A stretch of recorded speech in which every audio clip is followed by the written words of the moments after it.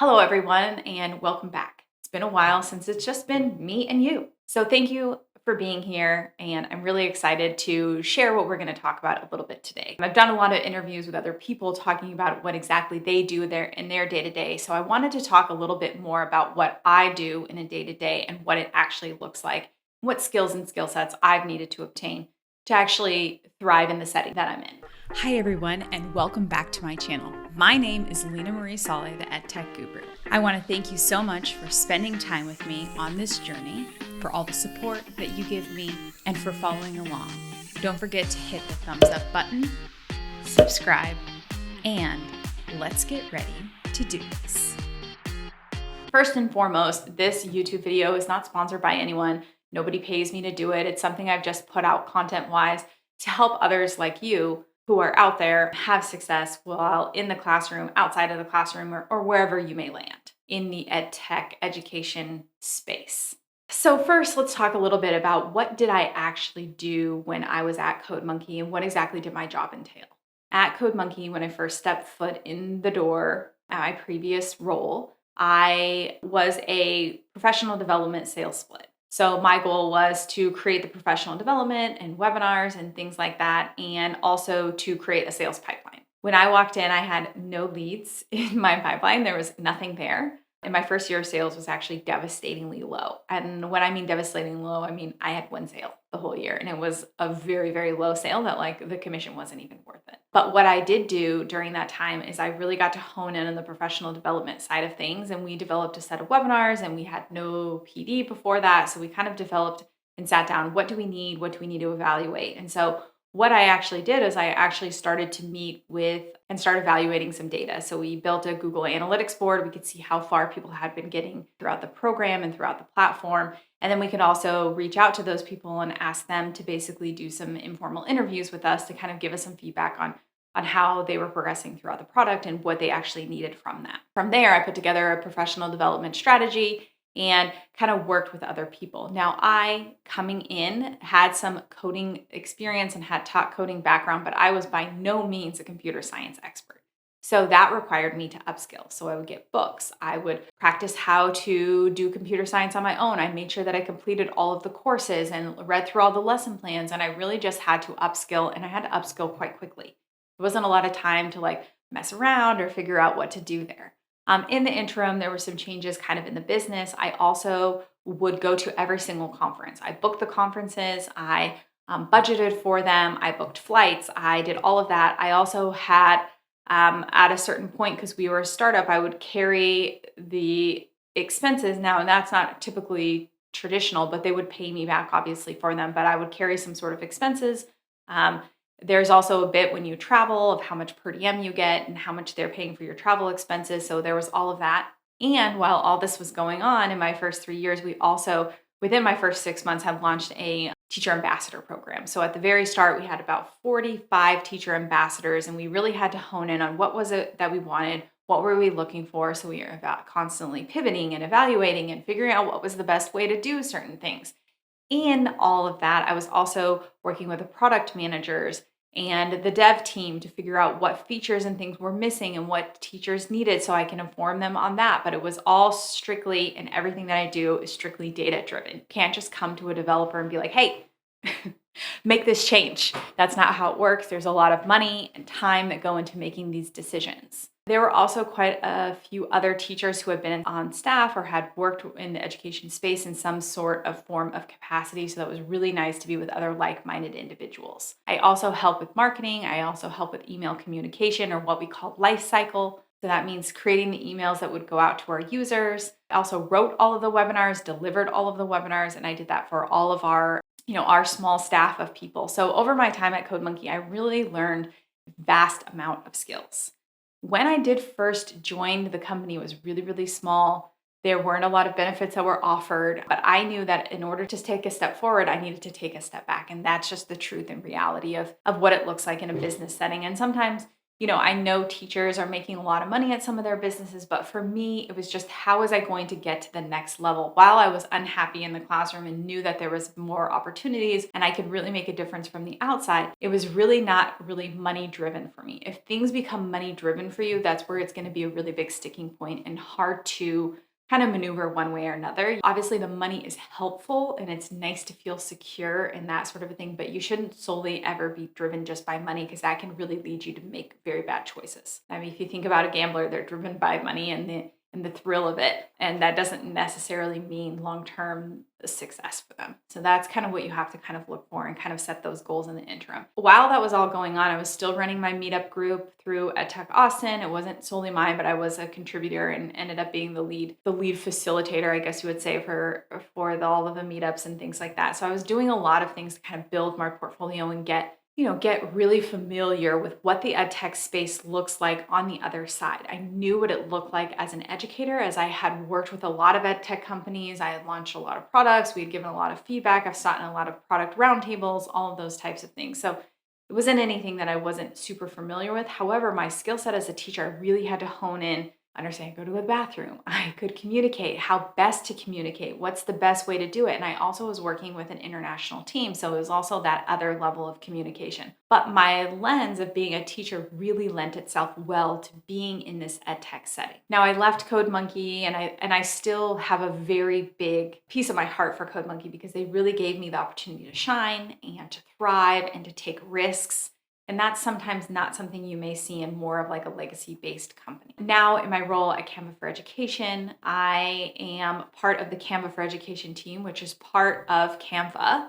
So there are two basically different sets of products. The Canva for Education, which is part of the Force for Good, means it's free for all educators to use. Very, very passionate about that because I think the skill sets that students learn in Canva are something that can transcend the whole landscape for forever. So we are quite a small team on the Canva for Education side versus the other side. While the company has 3,000 employees, the Canva for Education team is quite small. It's quite a newer product, and so we're just learning and iterating as we kind of go. And same thing that I did at CodeMonkey, I'm doing here again, where I'm evaluating feedback and surveys. My job really is to create the trainings in which our facilitators deliver. So I have to look at the product, see where the pain points are for users. Why are they not doing one thing versus doing another? Why are they gearing towards this thing versus another thing? And you really have to go through the data and you have to really dissect it and then create these trainings that are going to help teachers use the product because that's the most important part. We want to show teachers and make teachers' lives easier. And so that's really what I do. I'm still communicating with other teams in the business. I work with a product team. We work with the socials team. We work with the communities team. At CodeMonkey, that was me doing all the other teams with a small team of people. There were only 13 of us, so it was very, very small. And now we have other teams. We have product teams, life cycle teams, someone who does emails, someone who does social media and strategy. We have a PR team. We have an events team. And so it's been really great. And I really appreciate what Canva for Education has offered. However, in the interim, there have been a lot of times where I've had imposter syndrome. I've been sitting in the room with people who've come from Airbnb and Google, and it just made me think like, oh my gosh, I was just a teacher just a few years ago sitting here, and now I'm sitting next to these bigwigs in a room. And it's really been quite humbling for me to kind of put myself back in a position and then figure out what I can do to upskill. So I realized that I've been out of the classroom for a bit of time. So how do I connect with educators? I need to communicate with our facilitators. I need to talk to our ambassadors. I need to attend conferences or virtual conferences. I need to be part of Twitter chats. So those are all ways that like I'm upskilling constantly to make sure I am still abreast of all of the trends that are happening in the education space, because or else I'm going to be like a mummy. I'm just going to be dead. There's no point of me being able to inform if I'm not learning as they're learning. So I really try to participate as much as I can. I reach out to other people. Sometimes I'll cold reach out to people on LinkedIn and be like, hey, do you mind if I pick your brain for a minute? And I'll really try to pick people's brain to try to give me some perspective of what's going on in the teaching landscape and that sort of a thing. Throughout the years, I've built a lot of relationships via LinkedIn, via the EdTech meetup group, and in person at conferences. I really tried to make a point going to booths, speaking to the other vendors, seeing what their product was about, their pitches, how the work-life balance was, so that if ever an opportunity has come open, which there have been a few of those, I know whether I would like to go work at those companies or not work at those companies and why or why not. And so really taking that opportunity to network as much as possible is really, really important. And I'm also trying to put out content constantly so that I can still stay relevant as much as I can. Now, I get really busy as everybody else does, so I may not be contributing as much as I should be, and I know that, but I do try to do my best as where I can, balancing family and work life and the different demands that come with all of those things. So I hope that kind of gives you a bit of insight into like what it looks like and what I did need to do, standards, just like all of those types of things. I'm always iterating, always failing. That happens, and just learning from those failures. Been times where I've just cried so hysterically that I think I've done the worst job. Yes. Sometimes you just have to pick yourself up, cry it out, get over it, and move on and see how you can kind of connect with other people. And sometimes I'll connect with other teams. Sometimes I'll connect with other people outside of the business, just kind of to build those relationships, just like I would in the classroom. They're really, really important for success and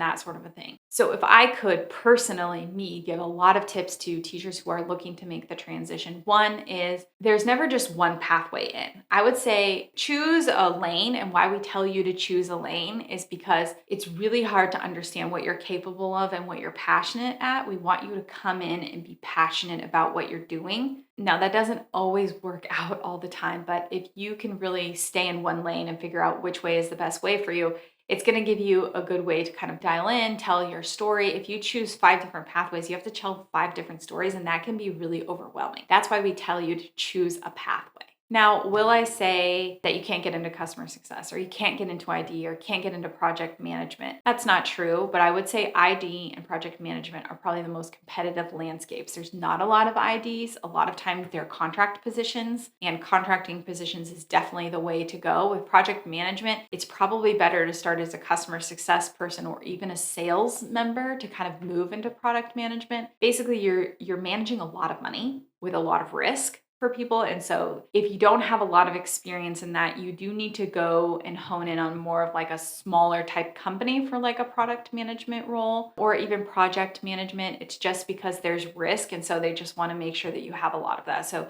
make sure that you're able to accurately tell your hustle and all of those types of things. And then just making sure to network. I've been doing a real poor job of networking lately and connecting with others. And it's just transitioning into the new role of Canva has been just a big change for me in my life. And lots of things have happened. I got married, I got a puppy, I have a house. It's just a whole new transition of life. We moved to a new location. So things have just kind of varied as throughout my life here. So, and I like to be as transparent as possible. And so you've kind of seen that struggle probably over the last few months of where I've been going. But I'm really trying to get back into the networking and bringing people on and wanting to hear their stories and those types of things. And networking really is the biggest essential. And I know a lot of people have misconceptions about things. Be really careful when you are LinkedIning and connecting with people.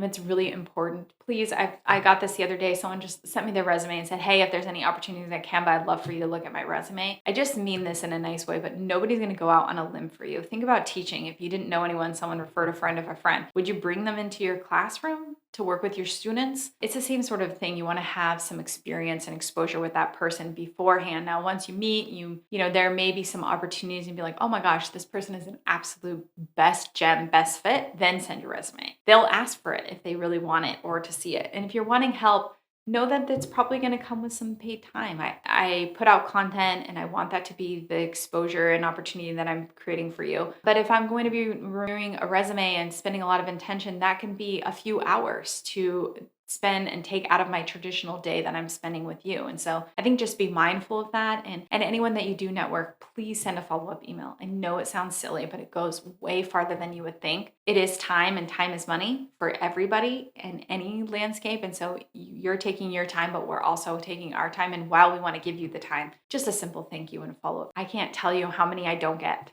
And I send a bunch of resources and different things like that. And it's tough, and sometimes can be frustrating because you feel like somebody is just using you for your opinions and things like that. But we do this because we're passionate about it. We want to help you. We want you to find happiness because we know it's out there, whatever that looks like. Stay in teaching. Don't stay in teaching.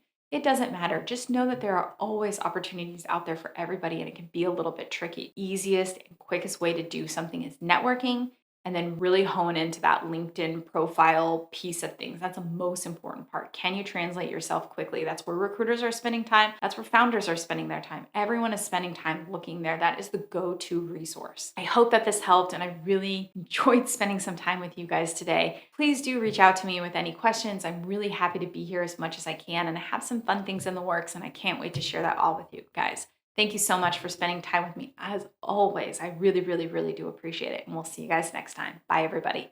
Thank you so much. You've made it this far. We are so thankful that you're here. Make sure to hit the subscribe button, thumbs up, comment below, and join us for all of our next videos. Thank you so much for joining us as we disrupt education together. See you guys soon. Bye, everybody.